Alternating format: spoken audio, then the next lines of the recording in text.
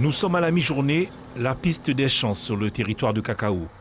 Camions et autres pelleteuses engagés dans des travaux de réfection qui semblent déjà satisfaire ce syndicat agricole.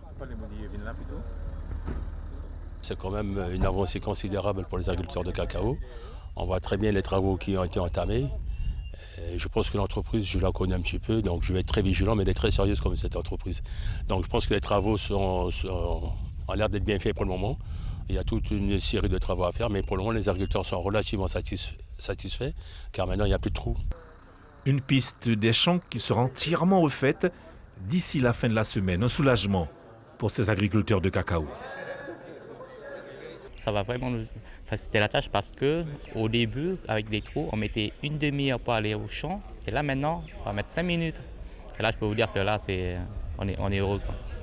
Et c'est à cette société de travaux publics qu'a été confiée la maîtrise d'œuvre de ces travaux de réfection de cette piste agricole. Vu le temps qu'on a là, hyper sec, donc elle est poudreuse la terre. Nous sommes obligés de l'humidifier de façon qu'on arrive à faire un travail convenable.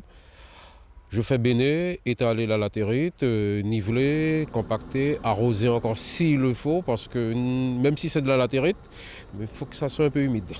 Sans ça, ça ne tient pas. Ça peut tenir combien de temps à peu près? Bonne idée. Ça peut tenir à combien de temps? S'il n'y a pas de gros véhicules qui passent dessus, ça peut tenir, allez, 2-3 ans. Mais ça dépend de la saison des pluies. Et c'est là toute la complexité de la réhabilitation de cette piste, qui n'est en fait qu'une première étape des travaux d'urgence estimés à 90 000 € à la charge de la mairie de Roura.